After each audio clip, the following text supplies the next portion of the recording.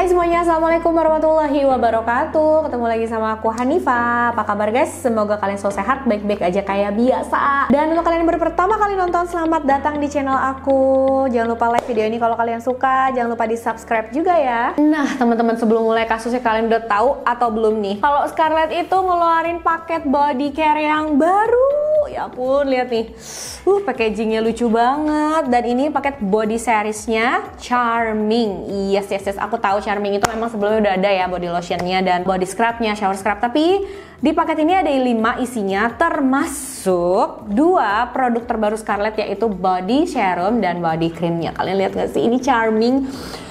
Wanginya udah gak diraguin lagi, dan warnanya kalian bisa lihat, aduh lucu banget ya guys. Jadi kalau misalkan kalian habis pakai ini, sebelum mandi kan gosok-gosok dulu nih pakai body scrubnya, habis itu mandi pakai shower scrubnya, habis itu kalian pakai body lotionnya, dan kalian bisa pilih pakai body serum atau body creamnya. Body serumnya ini 3 kali mencerahkan dan body creamnya 4 kali lebih melembabkan kulit.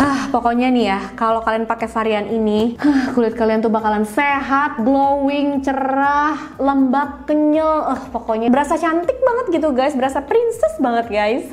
Di dalam body serumnya ini emang banyak banget kandungan yang bisa mencerahkan kulit kita ya. Di antaranya glutathione, niacinamide yang pastinya itu udah terkenal banget, kalian pasti tahu itu manfaatnya bagus banget untuk mencerahkan kulit. Dan di body creamnya juga nggak kalah ya, di sini banyak kandungan yang bisa melembabkan kulit kita. Ada kandungan pito oilnya yang bisa melembabkan juga menghaluskan kulit. Shea butter merawat keremajaan kulit dan membuat kulit itu kerasa lebih kencang. Ada aloe vera ekstraknya juga untuk menenangkan kulit. Pokoknya masih banyak banget kandungannya. Kalau aku sebutin satu persatu, nggak bakal kelar-kelar nih video guys. Ini bener-bener ya, wanginya enak dan teksturnya gampang meresap di kulit. Semua produk ini udah bisa kalian order mulai dari sekarang ya teman-teman. Jadi tunggu apa lagi, langsung aja dicoba. Satuannya tuh cuma 75.000 aja. Oke, murah itu kan relatif, tapi menurut aku ini harga yang terjangkau banget untuk kualitas yang luar biasa kayak gini. Aku yakin kalau kalian coba, kalian nggak bakal kecewa. Apalagi kalau kalian lagi ada mau acara, terus pengen kulit yang sehat, cerah, mulus gitu ya,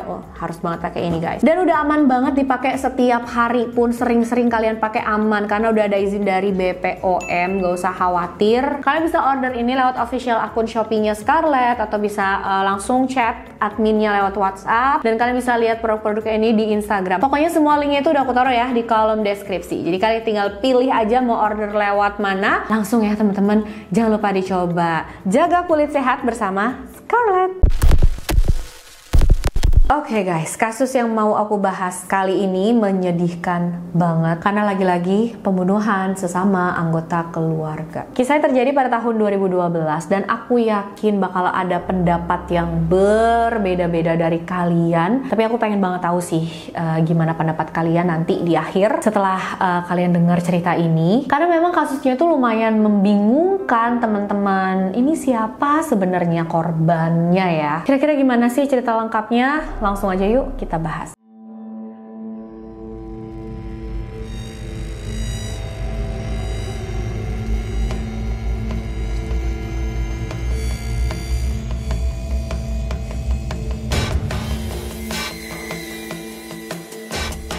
Kisah ini dimulai pada tanggal 18 Mei 2012. Hari itu ada seorang remaja lelaki yang bernama Jonathan Hoffman menelpon 911 dan melaporkan kalau dia sudah ditembak oleh neneknya sendiri. Mengerikan banget ya teman-teman. Nih, kalian dengerin sendiri aja deh rekamannya.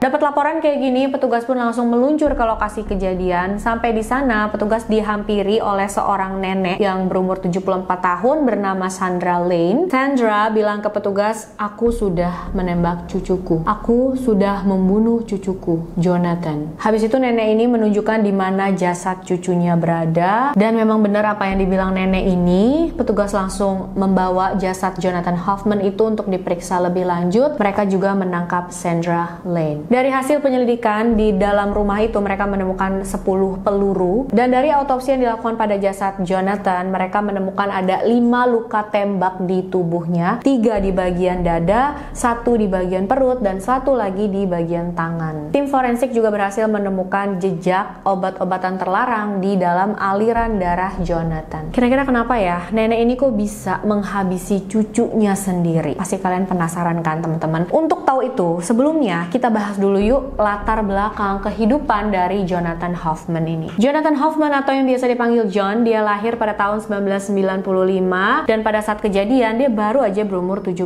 tahun guys. Ibunya bernama Jennifer dan ayahnya bernama Michael. John punya satu adik perempuan yang bernama Jessica. Sebagai remaja, John itu dikenal sebagai remaja yang humoris, pintar, dan manis. Menurut keluarga dan teman-temannya, John itu adalah orang yang bisa mencairkan suasana karena dia humoris itu ya teman-teman. Jadi kalau misalkan suasana lagi tegang ada dia ngelucu, dia mencairkan suasana dan orang-orang jadi nggak tegang lagi gitu. Pokoknya asik banget lah orangnya. John juga deket banget sama keluarganya, apalagi sama adik perempuannya. Semua di kehidupan John berjalan lancar dan normal aja sampai pada tahun 2011. Orang tua John yaitu Jennifer dan Michael memutuskan untuk berpisah karena mereka ngerasa udah nggak cocok lagi guys. Dan lebih parahnya lagi, di saat yang bersamaan itu adik John yang bernama Jessica tadi didiagnosis menderita tumor otak. Waduh, ini benar-benar pukulan yang luar biasa kuat banget ya untuk keluarga ini, terutama untuk Jonathan karena dia harus melihat orang tuanya bercerai dan dia juga tahu adiknya menderita tumor otak, sedangkan John itu deket banget kan sama adiknya. Orang tuanya saat itu harus membawa Jessica berobat ke area Arizona, dan karena saat itu Jonathan lagi kelas 3 SMA, beberapa bulan lagi lulus, jadi sayang banget kan kalau dia harus meninggalkan sekolahnya ikut sama orang tuanya ke Arizona. Akhirnya ya udah orang tuanya membawa Jessica dan Jonathan tetap di Michigan. Dia tinggal sama kakek dan neneknya, yaitu Fred Lane 87 tahun dan Sandra Lane 74 tahun. Itu kakek dan nenek dari pihak ibunya ya teman-teman. Saat itu John semakin stres karena dia ditinggalin orang tuanya, dia tahu adiknya sakit dan sekarang dia harus tinggal bareng sama kakek neneknya, ngerasa sendirian gitu ya, ditinggal gitu ya guys. Sayang banget dia lampiasin semuanya ini ke obat-obatan terlarang. Saat itu John mulai kecanduan obat-obatan terlarang yang lumayan parah sampai sikapnya yang tadinya manis, lembut, humoris, baik, jadi kasar dan pemarah. Pada bulan Maret tahun 2012, Jonathan dibawa ke rumah sakit karena overdosis obat-obatan terlarang dan petugas juga saat itu menggeledah mobilnya. Di dalam mobil John ditemukan banyak obat terlarang juga guys. Karena ini Jonathan diberikan hukuman percobaan selama beberapa waktu dan dia juga harus menjalani pengecekan obat-obatan terlarang secara rutin untuk membuktikan kalau misalkan dia terbukti memakai obat-obatan terlarang lagi, ya udah bukan hukuman percobaan lagi, langsung dimasukin ke dalam penjara guys. Tapi kan udah kecanduan banget ya teman-teman. 1 bulan kemudian Jonathan mengkonsumsi obat-obatan itu lagi. Pas dites hasilnya positif, dia terbukti mengkonsumsi itu, dan mungkin karena saat itu Jonathan masih di bawah umur, masih anak remaja ya. Jadi saat itu petugas cuma memberikan peringatan aja, dia nggak langsung dimasukkan ke dalam penjara tuh. Sampai di rumah neneknya marah-marah kan ke Jonathan sambil bilangin, kamu ngapain begitu ya, pokoknya biasa lah ya nenek ngebilangin cucunya. Tapi Jonathan nggak terima, dia malah marah balik ke neneknya sampai dia ngamuk-ngamuk guys, nendang pintu, mecahin laptop, nendang meja, nendang tembok, wah segala macam dipukulin, dihancurin. Pas ngelihat cucunya begini, neneknya takut, langsung lah neneknya telepon 911. Petugas datang ke sana, tapi saat itu petugas nggak melakukan tindakan apapun ke Jonathan, mereka cuma menenangkan John aja. Habis itu udah mereka pergi. Dan Sandra pun sebenarnya tahu cucunya bersikap kayak gitu karena obat-obatan terlarang yang dia konsumsi. Tapi karena itu cucunya sendiri, jadi Sandra masih punya keyakinan kalau suatu hari Jonathan itu bisa pulih, kembali lagi seperti dulu. Makanya saat itu Sandra nggak mengembalikan Jonathan ke orang tuanya atau melaporkan hal ini ke orang tuanya. Nah, pada tanggal 18 April 2012, sekitar 1 bulan setelah kejadian yang tadi itu, Sandra mengurus perizinan supaya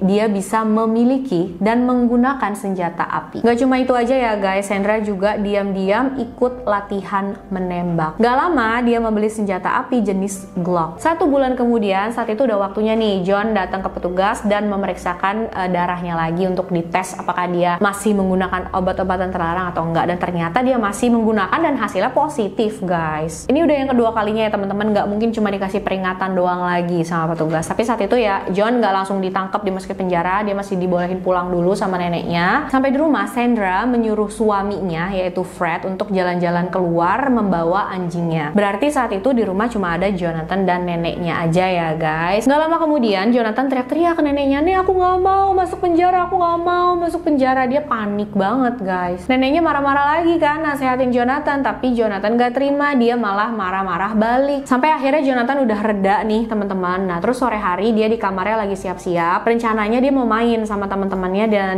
dia mau minjem mobil neneknya. Tapi neneknya nggak ngebolehin karena dalam pikiran neneknya tuh, wah kalau Jonathan keluar main sama teman-temannya bisa-bisa dia ya konsumsi obat-obatan terlarang itu lagi kan. Neneknya nggak mau sampai Jonathan masuk penjara kan guys, tapi Jonathan nggak terima, dia malah marah besar. Dan aku mau kasih tau dulu nih sama kalian, semua kronologi rincian kejadiannya ini aku dapat dari ya pengakuan neneknya, karena kita nggak tahu pasti ya sebenarnya yang terjadi gimana. Ini cuma pengakuan dari neneknya aja. Yang ada di sana ada 2 orang dan yang satunya udah meninggal, jadi ya kita cuma bisa tahu dari neneknya Jonathan aja kan. Nah ternyata saat itu Sandra sudah membawa pistol yang dia beli tadi. Dia mengarahkan pistol tersebut ke Jonathan sambil bilang dan mengancam kalau kamu nggak mau nurut apa kata nenek, kamu akan nenek tembak. Saat itu Jonathan nggak menanggapi hal ini dengan serius, dia malahan ngamuk guys. Dan habis marah-marah ini Jonathan langsung pergi begitu aja meninggalkan neneknya. Dia masuk ke dalam kamar mandi. Sandra sambil membawa senjata api nyamperin cucunya ke kamar mandi dan boom, dia langsung menembak cucunya di bagian dada sebanyak 2 kali. Dan gak sampai di situ aja ya teman-teman, Sandra turun ke bawah untuk mengambil peluru yang lebih banyak lagi. Nah Jonathan yang tadi 2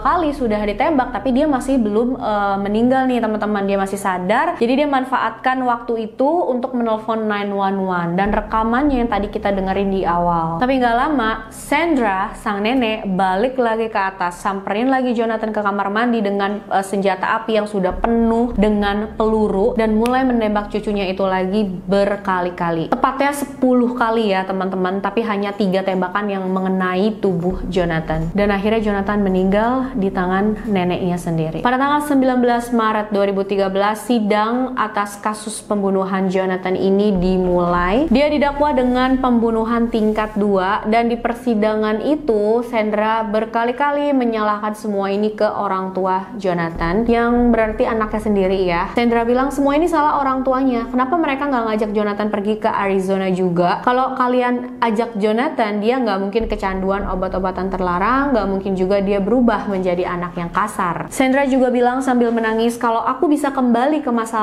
lalu, aku nggak akan membiarkan Jonathan tinggal denganku. Aku akan nyuruh kedua orang tuanya untuk membawa Jonathan ke Arizona. Aku nggak mau meninggal di dalam penjara. Maafkan aku sangat menyayangi Jonathan bahkan sampai detik ini, kata Sandra. Di persidangan itu Jennifer, ibu Jonathan juga bilang dan menceritakan betapa dekatnya hubungan dia dengan John. Jennifer juga bilang akibat perbuatan ibunya, dia jadi nggak bisa lagi melihat pertumbuhan Jonathan untuk selama-lamanya. Jennifer juga bilang, aku yakin pada saat-saat terakhir hidupnya Jonathan tuh ketakutan banget karena dia dihabisi oleh orang yang menurut dia akan melindungi dia. Jennifer meminta kepada pengadilan untuk memberikan hukuman yang berat kepada ibunya. Begitu juga dengan ayah Jonathan yaitu Michael, dia berharap pengadilan akan memberikan hukuman yang setimpal untuk ibu mertuanya. Pengacara Sandra memberikan pembelaan dengan bilang kalau Sandra melakukan hal itu kepada Jonathan karena dia sudah disakiti secara fisik oleh Jonathan. Jadi katanya Jonathan itu menendang bagian dadanya Sandra. Tapi guys, ini nggak terbukti benar karena pada hari kejadian Sandra itu tidak mengalami cedera apapun, entah di bagian dada atau bagian tubuh lainnya. Pada saat ditanya hakim, apa motif kamu kok sampai menghabisi cucu kamu kayak begini? Sandra jawab, aku nggak tahu, aku sungguh nggak tahu, aku hanya melakukannya. Aku beli senjata, ikut latihan menembak, itu semua persiapan karena aku takut kalau sewaktu-waktu Jonathan akan meledak dan menyakiti aku dan suamiku, Fred. Dan akhirnya karena perbuatannya ini, Sandra diberikan hukuman selama minimal 14 tahun penjara. Menurut hakim, hukuman 14 tahun penjara untuk Sandra ini sama aja dengan hukuman mati karena pada saat itu Sandra sudah berumur 74 tahun, guys. Setelah persidangan selesai dan hukuman untuk Sandra dibacakan, dia menengok ke anaknya, ke Jennifer, dan pada saat itu Jennifer juga melihat ke ibunya sambil tersenyum. Jennifer memberikan 2 acungan jempol kayak gini, seolah-olah Jennifer nih kayak pengen menunjukkan dia senang, dia puas dengan hukuman yang diberikan kepada Sandra. Bahkan saat di luar persidangan, Jennifer bilang ke media seperti ini, teman-teman, ibuku adalah orang yang sangat narsis, semua yang dia katakan itu bohong, anakku adalah anak yang manis dan penurut, dia sangat menyayangi neneknya, aku tahu itu. Ibuku adalah seorang monster yang tega menghabisi cucunya sendiri. Kalau saja aku sadar dari dulu, aku nggak akan menitipkan anakku ke dia. Nah, kalau menurut kalian gimana, teman-teman? Bingung kan? Tapi ya ada sih beberapa hal nih yang pengen aku omongin. Yang pertama, pada saat Sandra menyalahkan semua hal ini ke orang tua Jonathan yang berarti anaknya sendiri, apakah dia sadar ya kalau saat itu orang tua Jonathan pergi ke Arizona karena harus membawa Jessica berobat. Jessica itu didiagnosis menderita tumor otak gitu, teman-teman. Jadi nggak mungkin juga dia membawa Jonathan. Mereka maksudnya ya, orang tua Jonathan membawa Jonathan itu nggak mungkin karena Jonathan udah kelas 3 SMA seperti yang aku ceritain tadi. Dan dengan siapa menurut mereka Jonathan paling aman ditinggal? Iya, dengan nenek dan kakeknya kan, guys. Jadi sebenarnya saat itu kan orang tua Jonathan juga terpaksa ya menitipkan dan meninggalkan Jonathan, bukan karena mereka mau, mereka terpaksa. Aku bisa ngerti apa yang dibilang Sandra, dia udah tua, sudah nenek-nenek, harus mengurus cucunya, udah gitu cucunya susah diatur gitu kan, terus terlibat obat-obatan terlarang, dia ketakutan. Iya sih gitu, cuma maksud aku, nah ini ya yang kedua yang mau kebes, kalau misalkan memang dia pengen melindungi diri dari cucunya karena dia ketakutan, itu kan dia sudah menembak Jonathan 2 kali ya. Pertama itu 2 kali dia tembak, dan saat itu Jonathan, dia ngelihat sendiri Jonathan itu sudah terkapar gitu, udah nggak bisa menyakiti dia lagi. Kenapa saat itu Sandra malahan turun ke bawah, ambil peluru lebih banyak lagi, balik lagi ke atas dan menembaki cucunya lebih banyak lagi sampai cucunya meninggal dunia? Kalau memang dia cuma pengen menyelamatkan diri, kenapa setelah menembak itu dia nggak langsung cepet-cepet pergi keluar rumah minta bantuan ke tetangga atau gimana, guys? Ya itu sih pemikiran aku aja gitu ya, pendapat aku aja. Jadi intinya menurut aku kalau memang Sandra udah nggak bisa, udah nggak sanggup dan udah nggak mau mengurus cucunya itu, atau dia ketakutan sama cucunya, masih banyak lah cara lain untuk mengusir cucunya dari rumah, bukan dengan cara membunuh gitu ya, guys. Pokoknya memang aku nggak ada di posisi itu, tapi membunuh itu nggak mungkin lah ya jadi solusi dari suatu masalah. Masih banyak cara lain kalau emang Sandra itu pengen mengusir cucunya dari rumah, pengen cucunya pergi dari rumahnya gitu. Kalian setuju nggak sih? Atau mungkin kalian punya pendapat lain yang berbeda dari aku? Nggak apa-apa banget, guys. Silahkan tulis aja di kolom komentar, aku pengen banget tahu. Dan makasih udah nonton video ini sampai akhir. Kasusnya bener-bener ya itu bikin bingung ya. Jangan lupa like video ini, subscribe channel aku juga untuk kalian yang belum subscribe, dan share video ini sebanyak-banyaknya biar makin banyak yang nonton dan aku makin semangat upload videonya. Sampai jumpa di video selanjutnya, guys. Bye bye.